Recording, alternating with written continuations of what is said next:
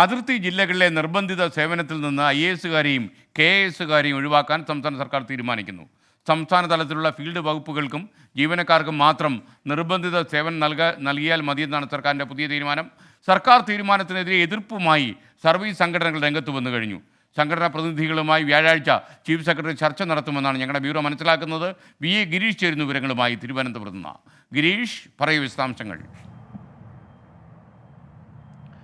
SKN അതിർത്തി ജില്ലകളായ കാസർഗോഡ്, ഇടുക്കി, വയനാട് എന്നീ ജില്ലകളിൽ ഉദ്യോഗസ്ഥരെ ലഭിക്കാനില്ല എന്നുള്ളതാണ് സർക്കാരിൻ്റെ വിലയിരുത്തൽ. ഇതിൻ്റെ ഭാഗമായിട്ടാണ്. കാരണം ഇവിടെ നിയമിക്കപ്പെടുന്ന ജീവനക്കാർ പലരും തന്നെ പിന്നീട് സ്ഥലം മാറ്റം വാങ്ങി മറ്റ് ജില്ലകളിലേക്ക് പോകുന്നു. സ്വാഭാവികമായും ഈ ജില്ലകളിലെ സർക്കാരിൻ്റെ പ്രവർത്തനങ്ങളും പദ്ധതികളും എല്ലാം തന്നെ താളം തെറ്റുന്ന ഒരവസ്ഥയാണ്. ഈ ഒരു സാഹചര്യത്തിലാണ് ഈ ജില്ലകളിൽ നിർബന്ധിത സേവനം നിയോഗിക്കാനായിട്ട് അല്ലെങ്കിൽ ഇതിനായിട്ട് സർക്കാർ തീരുമാനിച്ചിരിക്കുന്നത്. ഈ ജില്ലകളിലേക്ക് നിയമിക്കപ്പെടുന്ന ഉദ്യോഗസ്ഥർ കൃത്യമായും 3 വർഷക്കാലം ഇവിടെ ജോലി ചെയ്യണം എന്നുള്ളതാണ് സർക്കാർ ഇപ്പോൾ തീരുമാനിച്ചിരിക്കുന്നത്.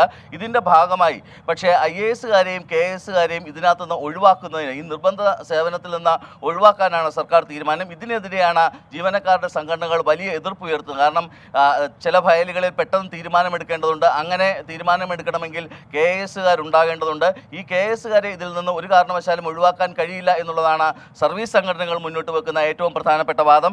അതോടൊപ്പം തന്നെ സംസ്ഥാന തലത്തിലുള്ള ഫീൽഡ് വകുപ്പുകൾക്കും ജീവനക്കാർക്കും മാത്രം ഈ നിർബന്ധിത സേവനം മതി എന്നുള്ളതാണ് സർക്കാരിൻ്റെ ഒരു കണക്കുകൂട്ടൽ. ഇക്കാര്യം വ്യാഴാഴ്ച ചീഫ് സെക്രട്ടറി സർവീസ് സംഘടനകളുടെ യോഗം വിളിച്ചിട്ടുണ്ട്. ഈ യോഗത്തിൽ ചീഫ് സെക്രട്ടറി വിശദീകരിക്കും. അതോടൊപ്പം തന്നെ ഈ അതിർത്തി ജില്ലകളിലേക്കുള്ള സ്ഥലം മാറ്റം പ്രോത്സാഹിപ്പിക്കാനായി സർക്കാർ ചില പദ്ധതികൾ കൂടി ആവിഷ്കരിക്കുന്നുണ്ട്. ഇതിൻ്റെ ഭാഗമായി ജീവനക്കാരുടെ ആർജിത അവധികൾ കൂട്ടാനാണ് തീരുമാനം. അതോടൊപ്പം തന്നെ നീണ്ട അവധി ഈ കാലയളവിനുള്ളിൽ എടുക്കുകയാണെങ്കിൽ ജീവനക്കാർ ആ കാലയളവ് കൂടി ഈ ജില്ലകളിൽ ജോലി ചെയ്യണമെന്ന ഒരു വ്യവസ്ഥ കൂടി സർക്കാർ കൊണ്ടുവരുന്നുണ്ട്.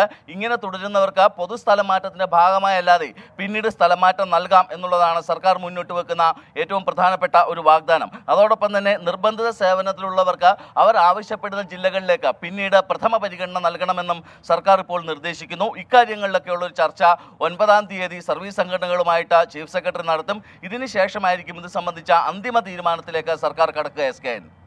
Okay, thank you VA Girish.